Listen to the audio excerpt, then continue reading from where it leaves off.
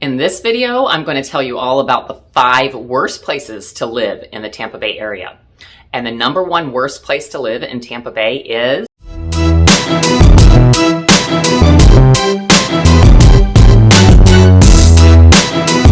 Hi everybody, thanks for tuning in to my channel Living in Tampa, where's my goal to show you everything you need to know about eating, sleeping, playing, and living in the greater Tampa Bay area.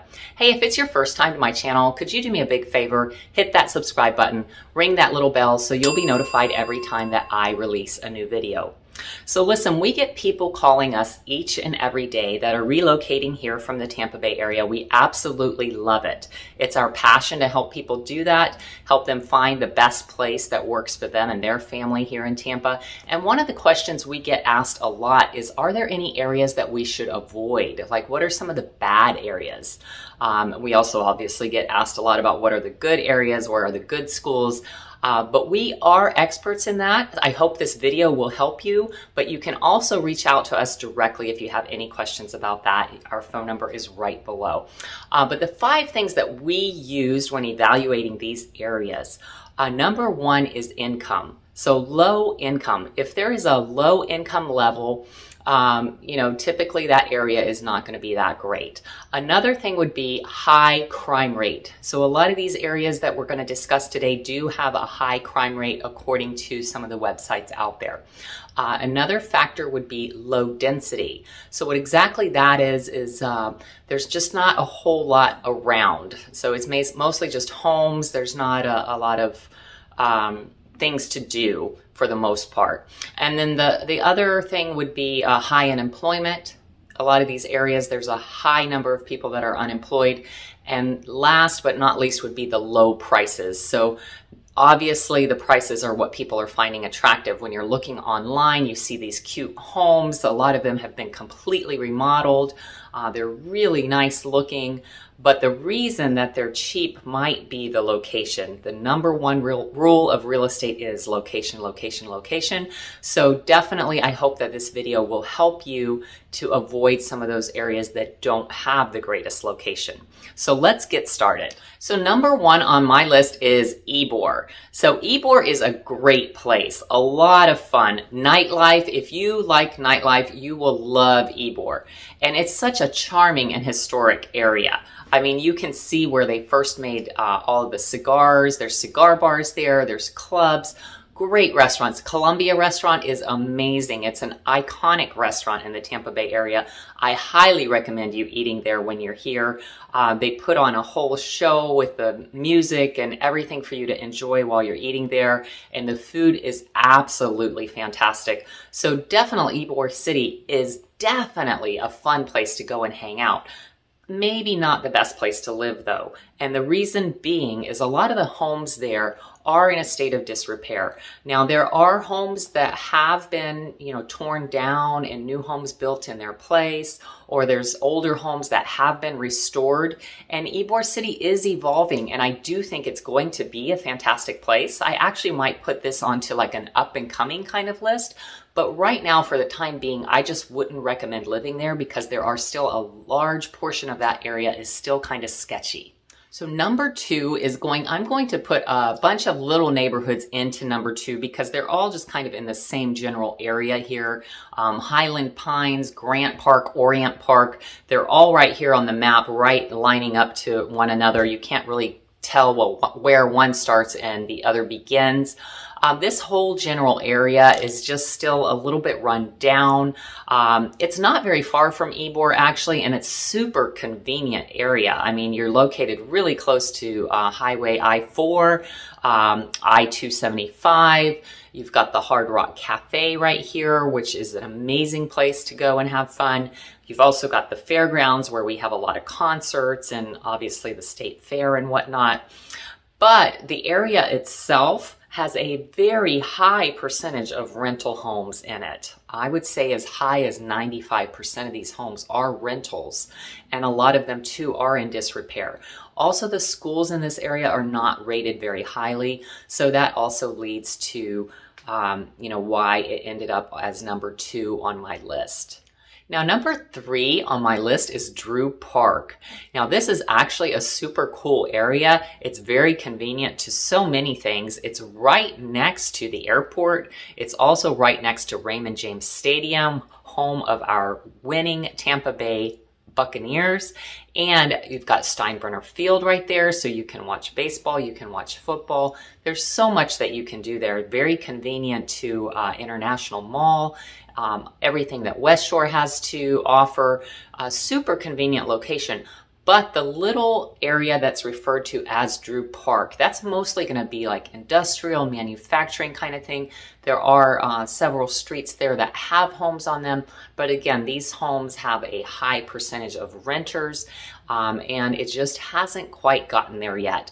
I do hope that in the future, this area is going to continue to improve, and that, some of these homes will be renovated and the area will just come to life, so to speak. But right now, that is an area that I would recommend staying away from as far as buying a primary home. Now, if you are looking for an investment property, that would actually be a great place. Again, there is a high percentage of rentals in there, and the homes there tend to rent very quickly because of the ease of access to everything. Number 4 on my list is going to be, unfortunately and sadly, the area right around the University of South Florida. So here's the University of South Florida. You've got Fletcher Avenue, you've got Fowler Avenue, and those homes right around there, that area is just still a little bit sketchy. In fact, I often hear that area referred to as, because of Fletcher Avenue, sketchy Fletchy. We've got University Mall right there, which has pretty much been abandoned at this point. So many of the stores in there had gone out of business. It's just not the greatest area. They are working to improve that. And this is another area that I'm really hopeful is going to get better as time goes on. I hear there's really big plans for that University Mall that has been abandoned. But at the present moment, despite all the great things about this area, the location is superb. You're right here at University of South Florida. You've got Busch Gardens right here. Easy access to that. You can enjoy, the roller coasters and everything that they have there. You've got Adventure Island, which is our water park. Really cool area. Lots of touristy things to do. You've got the Yuengling Center where you can take tours of the brewery there. But like I said, the homes in that area just have not been taken care of.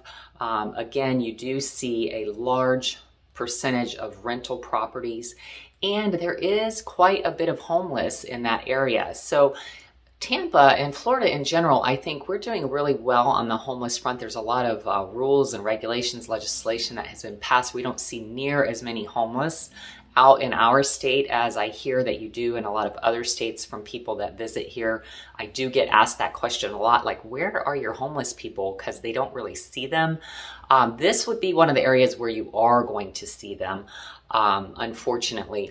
And luckily in that area, there are a lot of resources for the homeless. Metropolitan Ministries is quite active in that area. I know there's a number of soup kitchens there, for feeding the homeless. So I understand why they are there, and I'm so glad that they're being helped. But that is one of the contributing factors as to why this area would be one that I would advise against purchasing a primary residence in. And last but not least would be the downtown area. Now, the downtown area is rapidly changing. There is a massive reconstruction happening. Millions, maybe billions of dollars being pumped into our downtown area. It's absolutely changing every single day. So this may not hold true for very long. There are the outlying areas of downtown that are incredible already. We've got Riverwalk, we've got Channelside, we've got Water Street, so many things that are just improving and so much fun, so many activities that you can do. We've got Amalie Arena down there. We've got the aquarium. There's plenty of cultural events you can take part in, lots of restaurants, really fun area. Armature Works has so many restaurants. You've got the water taxis that you can ride, lots and lots to do. But when it comes to living, there are still a lot of parts of downtown that are just a little rough. Again, the homeless, you are going to see a lot of homeless, like around the bus station and places like that. You're going to see, the random person just yelling, people maybe fighting. But overall, I would say downtown Tampa is a lot safer than some other downtowns. However, I do include this on my list of the top 5 worst places that you would want to live in Tampa. Well, there you have it. I hope that this has shed some light on some areas that you want to avoid when you're looking for a home.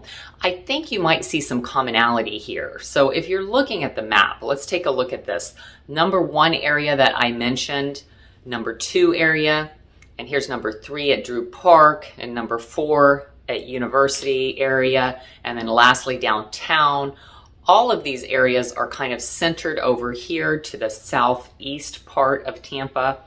This does not pertain to the further south area of like Brandon and Riverview. All those areas are actually quite nice, but just this little section right here, it just is a little on the rough side and might be an area that you want to avoid, at least for the time being.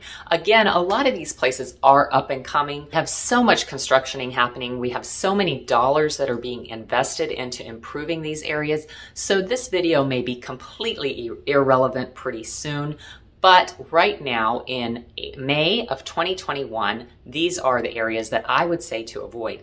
Hey, if you're moving to Tampa and you're not sure what area might be the best for you to be looking, give me a call, send me a text, shoot me an email. However you want to reach out to me is fine. I'm always available. When it comes to moving to Tampa, I've got your back. I'd love to help you and your family find the area that's best for you. I hope you found this video useful, and I'll see you next time.